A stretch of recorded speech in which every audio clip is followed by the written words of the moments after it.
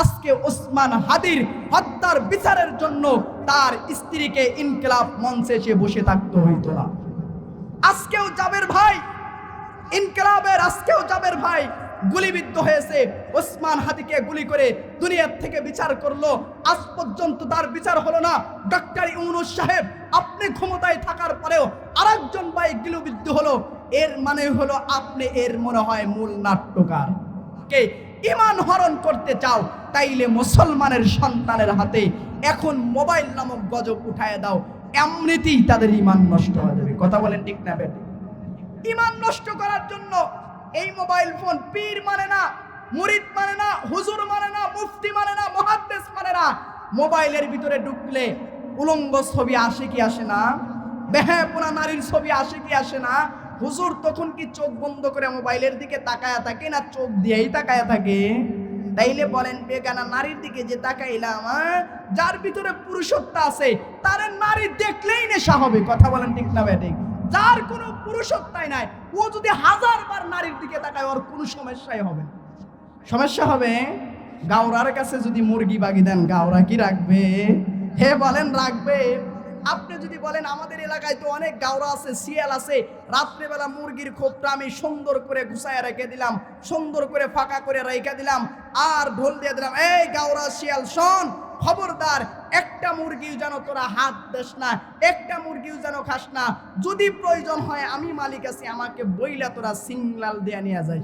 গাওরা শুনবে, সিগালে শুনবে।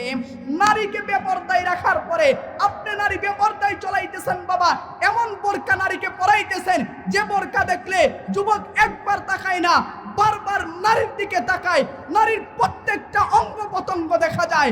ওই যুবক আপনি নারীর উপরে আক্রমণ করবে না কার উপর আক্রমণ করবে? এমন বোরকা পরাইতেছেন যেই বোরকার দিকে তাকাইলেই আরো যুবকের একবারে ইমোশন বেড়ে যায়। যুবকের আরো এমন ভাবে ইমোশন বেড়ে যায়, নারীর দিকে একবার তাকাইছে বারবার তাকাইতে মন চায়। নারী তুমি তো সম্মানের পাত্র, ও নারী তুমি কেন বেজ্জতি হইবা? আজকে নারী কেন বাংলার জমিনে মার খাবে? আজকে নারী কেন বাংলার জমিনে বেজ্জতি হবে? আজকে নারী জাতি হলো সম্মানিত জাতি, নারীরা আমাদের মাথার তাজ। নারীদের কারণে আজকে আমরা দুনিয়াতে আসতে পেরেছি। যদি মা জাতি না হতো আমরা দুনিয়ার মুখ দেখতাম না, দুনিয়ার মুখ দেখতাম না। এমন একটা জামানার ভিতরে আমরা এসে গেছি যে নারীদেরকে নষ্ট করার মূল কারখানা, মূল টার্গেটটাই হলো এই মোবাইল ফোনটা। তাইলে নারীদের যদি ঈমান বাঁচাইতে চান তাইলে কি করতে হবে?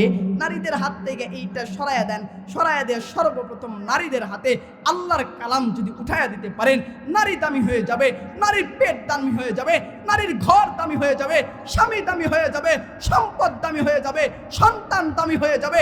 যেমন খলিফাতুল মুসলিমিন হযরতে ওমর ফারুক রাদিয়াল্লাহু তাআলা আনহু কোরআনের ছোঁয়া পেয়েছে, হযরতে ওমর জিরো থেকে হিরো হয়েছে। কথা বলেন ঠিক না বেঠিক? খলিফাতুল মুসলিমিন হযরতে ওমর কোরআনের কাছে গেছেন, আত্মসমর্পণ করছে কি করে নাই? কোরআন সমাধান দিতে পারে কি দিবে না?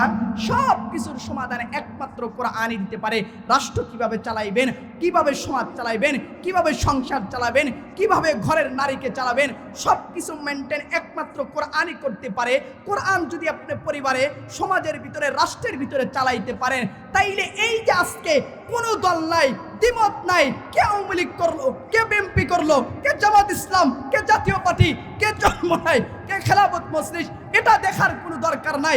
কোরআনের পার্লামেন্ট যদি জারি হয়ে যাইতো, কোরআনের আইন যদি জারি থাকতো, আল্লাহি আল্লাহর নামের শপথ করে বলি, আজকে ওসমান হাদির হত্যার বিচারের জন্য তার স্ত্রীকে ইনকিলাব মঞ্চে এসে বসে থাকতে হইতো না। আজকেও জাবের ভাই ইনকিলাবের, আজকেও জাবের ভাই গুলিবিদ্ধ হয়েছে। ওসমান হাদিকে গুলি করে দুনিয়ার থেকে বিচার করলো, আজ পর্যন্ত তার বিচার হলো না। ডক্টর ইউনূস সাহেব, আপনি ক্ষমতায় থাকার পরেও আরেকজন ভাই গুলিবিদ্ধ হলো।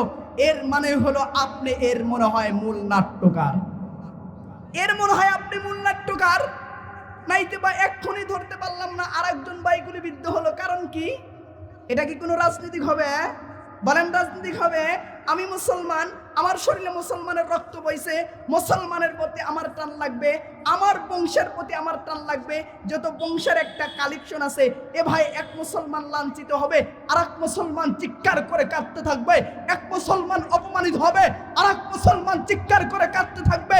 তোমার শরীরে যদি মুসলমানের জন্য কোনো মায়া দয়া না থাকে, বুঝতে হবে তোমার শরীরে ইহুদি নাসারাদের হারাম রক্ত প্রবাহিত হয়েছে। কথা বলেন ঠিক না বেঠিক?